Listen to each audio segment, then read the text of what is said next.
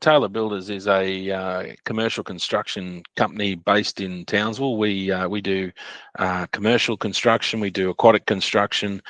We work for the Queensland Government across multiple entities: QBuild, Department of Housing, Department of Education, and we do aquatic projects largely for local governments, so 50-metre pools, 25-metre pools, splash pads, and small scales water parks. And we do that and deliver that for local governments and Queensland government departments all over Queensland.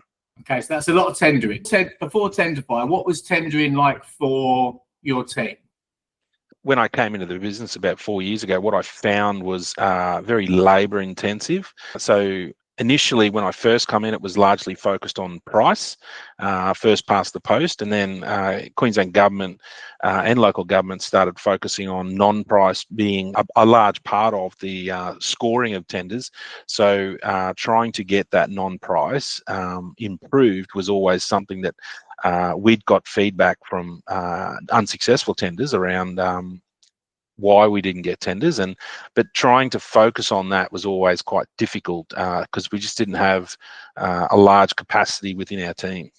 Okay. So since using Tenderfy, how has that changed the way that you prepare tenders from how you was previously preparing them before the use of Tenderfy? What changes have you seen come in? So one of the first things I was looking for was what I would call, and in my mind, I had it visualized that it was this library of information that I could not so much cut and paste, but drag and drop into a documentation, in the form of non-price criteria, but do it quickly, that enabled our people to produce what standardization across using our brand, but also having that information. And if it needed to be updated for certain different non-price criteria or methodologies or programs or tailored towards a particular geographical location, that we could punch that out quicker.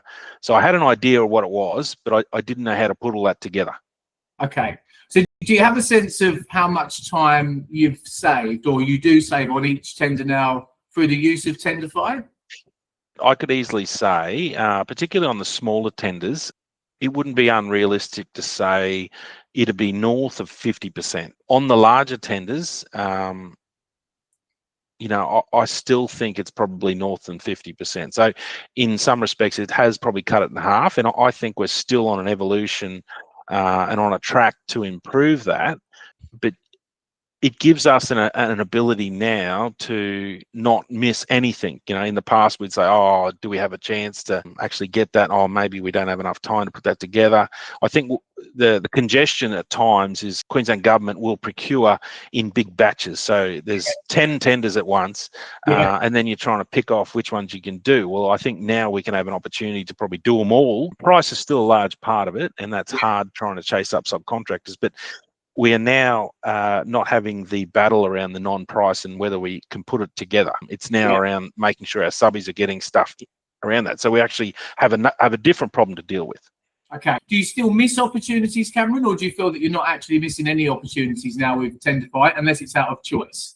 No, definitely not missing any opportunities now. I made a call on a couple of tenders this week in particular where we decided to pull out, and that had nothing to do with us delivering the information. It was about our capacity to deliver from a construction point of view. So if anything, I've kicked it down the road to create other problems, but I am proud because it was a problem that I'd identified that we were getting feedback and we were missing out on tenders. So we've dealt with that, and I'm not saying it's finished work, but my problem now exists around capacity to deliver, not capacity to tender. Yeah, so we could look at that, although it's a problem, but a good problem to have. Yeah, it is, absolutely. Okay, so have you seen changing outcomes? Like, have you seen an increase in your win rate, better presented bids? Yep. So in a certain segment, when I'd call that smaller, and it comes down to competition in that space. In that smaller space, we have absolutely won probably at 6 to 7 out of probably about 15. So that's really good strike rate, and we haven't had that. So that's been good, and it's enabled us to move quicker. Now, take out the current market and where things are at, it bodes us well for the future, because when opportunities come up and when grant funding's released to state and local governments, we'll certainly be front and center. So I do believe we will have better strike rate now that we have standardization of our documentation, because that's the feedback our clients are saying. Oh, well, hang on a minute. It's definitely looking better than what it was in the past, and you're now doing a lot more to get towards it. So the key that I continue to drive within our team is that we get feedback on non-successful tenders and successful tenders, because they're important as well, particularly the successful ones. Yeah. What did we do well? Okay. Yeah. So going to those review sessions and getting that feedback from continuous improvement has also been a big part of being able to improve on those bids. And look, some procurement people will hide behind feedback and they'll give you very general, but there's only you can get a little bit out of each tender, and then you start piecing that all together. I mean, that's how I started thinking about my initial problem as to our bad success rate. We needed to get feedback, and I think it was what we were delivering was clunky. It was scattered. We had different formats. We had different italics, for example. It didn't look friendly at all. And if you're on the receiving end of that, like that probably and if you didn't know anything about our company or didn't know our track record, that's probably what you're judging. Well, why would I give that company? They can't even, how they're presenting themselves. Yeah. Yeah. So you've seen from a brand identity perspective, Tenderfy's really assisted with being on point with the brand around the presentation of the tenders. Have you had feedback from the departments on the presentation of the tenders? Has anybody given feedback around the improvement or? So people that we've consistently tendered for, so there is a local Queensland government procurement area through QBuild, and they're careful not to give you too much, but they have provided feedback that suggested that it's certainly a lot better than what it was. On the non-Queensland government stuff, so we do a lot of work for the Catholic education. We're not talking about non-price anymore. We're talking about price. Yeah. So that's a different problem. So yeah, I feel like we've certainly turned a page in terms of our non-price tendering. Yeah. Okay. And would you be able to have an idea of what increase you've seen in your strike rate for winning bids? Do you have any numbers around that? Look, I think the difficulty. So we've seen a number of bids that we've won or tenders in the last 8 weeks. So it's probably resulted in probably 6 to 7 contracts, maybe 8 contracts now, with a value of probably nearing 15 to 18 million. Now, still to be delivered, some of these projects, but we now talk about capacity. So over a 12-month period, I've been on Tenderfy for it'll be nearly 12 months in January next year, but I don't feel like we've seen the best of it yet. I think the best of it's still to come. There's really good signs so far. And what scares me a little bit sometimes is if the market changes even more dramatically, we're going to have, I think, greater success and then more have capacity constraints, trades, ability to actually deliver some of this stuff. So, which is a good problem. Yeah. But it's shifted from the winning of the tenders now through to the actual delivering of the projects, and then having the resources to be able to deliver those projects. Which is, that is a strategic problem for us to do, because it's not just you can get staff, but you need good staff. Yeah, absolutely. And is that the plan with Taylor Builders? Are you planning on expanding as an organisation? Yeah. Aquatics will always be a growth area for us.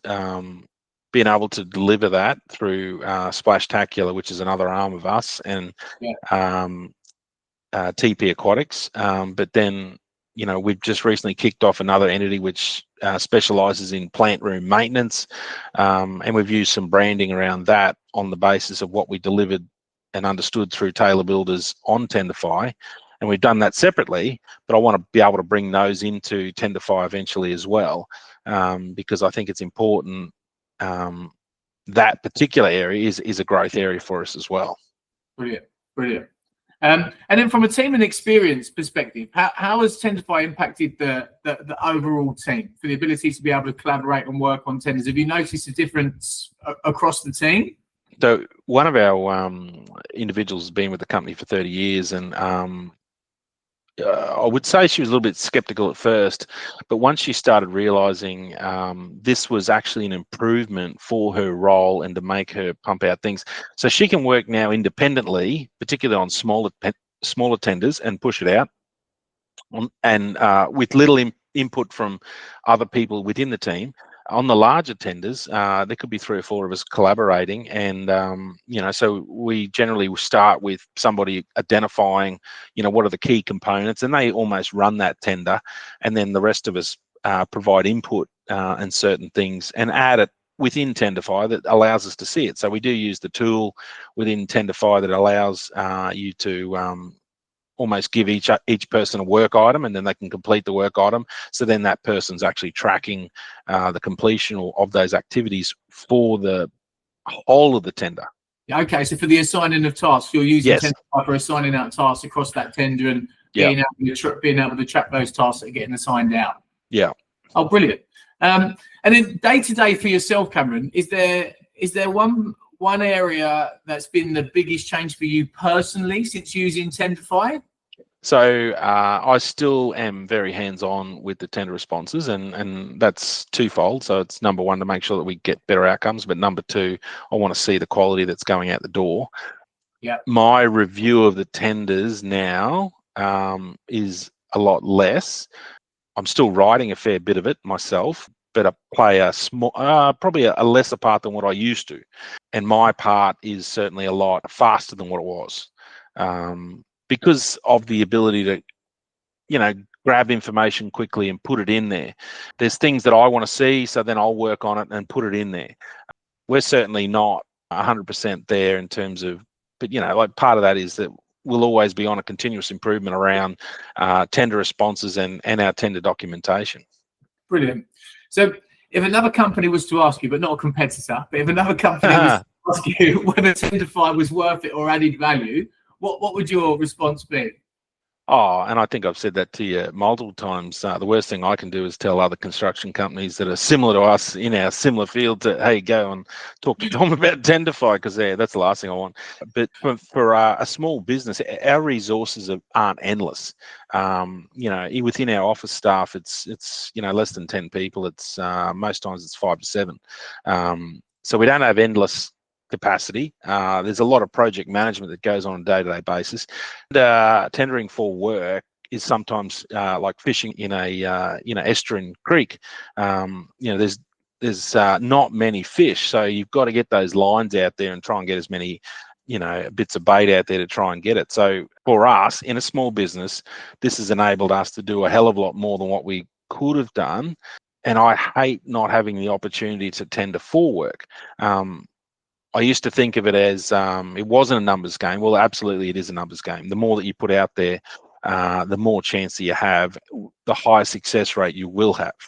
Have you seen that through Tenderfy directly, Cameron? Yeah, absolutely. Yeah. And have you won bids that you wouldn't necessarily have tendered on before Tenderfy? So, that TP Aquatic Maintenance came out of an idea where I knew that we could, we install plant rooms all over Queensland, but we don't look after clients, or councils don't see the value in preventative maintenance.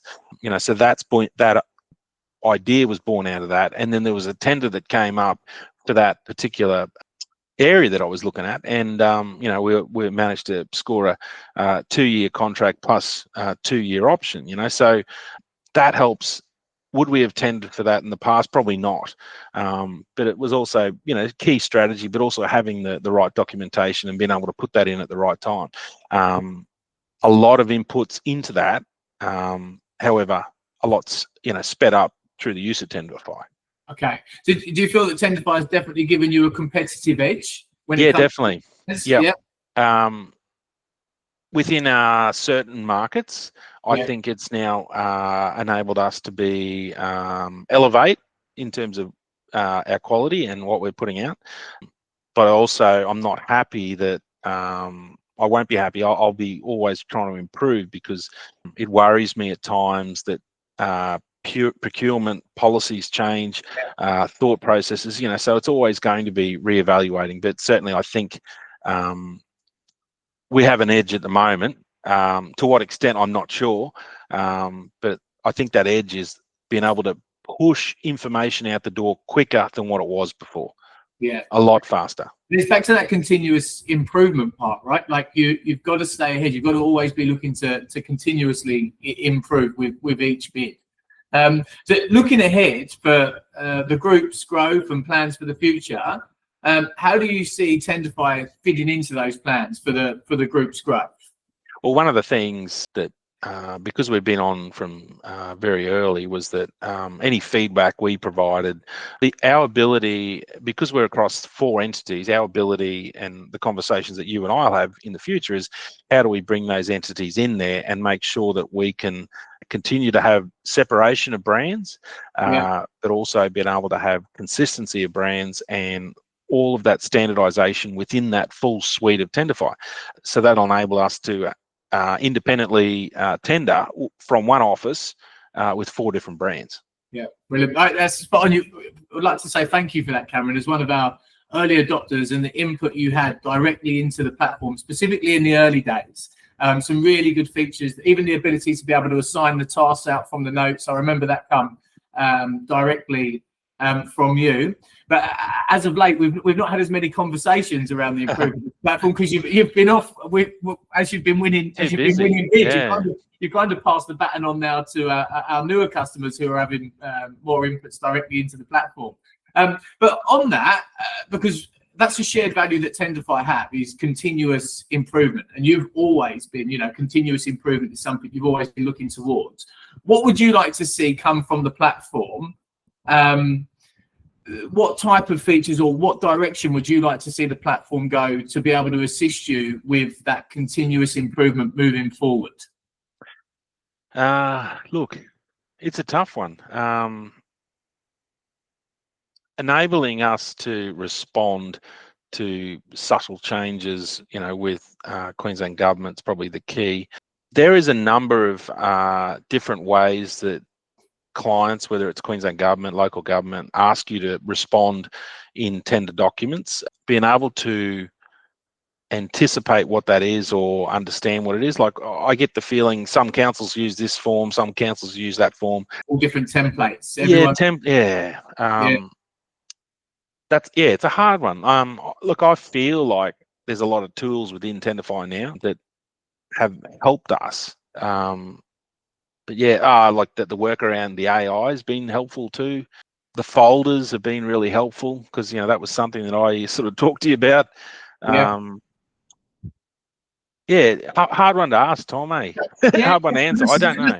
That's a good thing because you've always had feedback from me around the platform. So we might be at the stage where right now there's not actually any specific features that you really want to see come in. That really is how we build out, though, Cameron. It is completely based around, the base idea was really with me and the team, and now it is all down to our users. Our product roadmap.